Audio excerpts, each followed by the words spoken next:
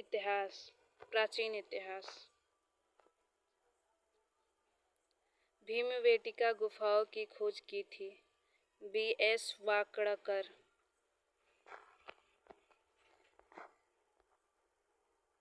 हड़प्पा सभ्यता संबंधित है कांस्य युग से। सिंधु घाटी सभ्यता की नृत्य करने वाली लड़की के रूप में प्रसिद्ध प्रतिमा जिस स्थल पर खोजी गई, मोहनजोदड़ो।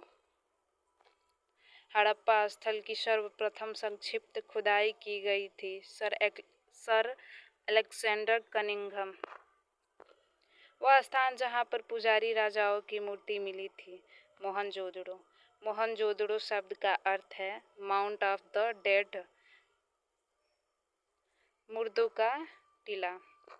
बनावली, सिंधु घाटी सभ्यता का एक प्रमुख शहर वर्तमान में भारत के हरियाणा में स्थित है। पशुपति मुहर, सिंधु घाटी सभ्यता के मोहनजोदड़ो स्थल से मिली है। भारत में स्थित राखीगढ़ी हड़प्पा स्थल में हाकरा मृत भांड के भंडार शामिल हैं, जो सिंधु घाटी सभ्यता के शुरुआती चरणों से पहले की बसावट की विशेषता है। स्वतंत्र भारत में उत्खनन किया गया पहला हड़प्पा स्थल था रोपड़। वह युग जब तांबे का पहली बार उपयोग किया गया था, ताम्र पाषाण युग। हड़प्पा के एक बंदरगाह का नाम लोथल। हड़प्पा सभ्यता के एक हिस्से लोथल की खुदाई की खोज की थी S.R. राव। हड़प्पा सभ्यता के दौरान डांसिंग गर्ल की कांस्य प्रतिमा बनाने के लिए मोमलेपी ढलाई तकनीक का इस्तेमाल किया गया था। 6वीं-5वीं शताब्दी ईसा पूर्व में तुर्की के लोगों ने सिंधु के पूर्व में लोगों द्वारा इस्तेमाल की जाने वाली भाषा को कहा था हिंदवी। हड़प्पा काल का वह नगर जो 3 भागों में विभाजित था, धौलावीरा। मोहनजोदड़ो एवं अन्य स्थलों पर पाए गए सूती वस्त्रों के रेशों से इस बात का पता चलता है कि सिंधु के लोग द्वारा कपास की खेती भी की जाती थी। सिंधु सभ्यता में घोड़े की अस्थियों का अवशेष मिला था सुरकोटदा से। वैदिक सभ्यता।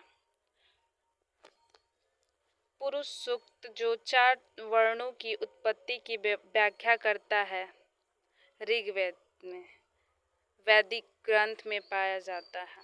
ऋग्वेद वैदिक ग्रंथ में पाया जाता है।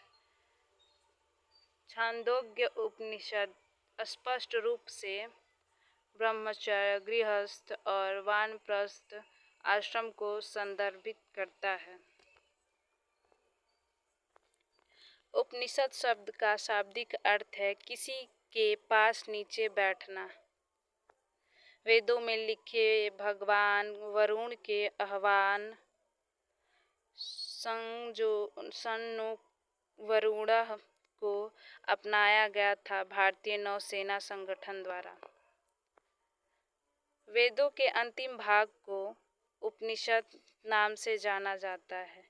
ऋषि मनु के अनुसार पुरानी पवित्र नदियों सरस्वती और दृश्यदती के बीच का भूभाग ब्रह्मवत के नाम से जाना जाता था।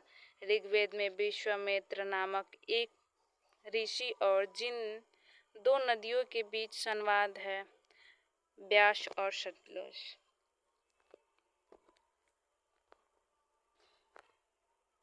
वेद जो आंशिक रूप से एक गद्य कृति है, यजुर्वेद।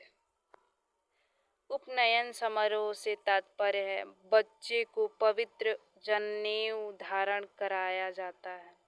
सत्यमेव जयते महाकाव्य उद्धृत है मुंडकोपनिषद से। वेदों के गद्य प्रकरण कहलाते हैं ब्रह्मांड। ज्ञान के सिद्धांत पर बल देता है उपनिषद। ऋग्वेद में सर्वाधिक महत्व वाले देवता का वर्णन है इंद्र।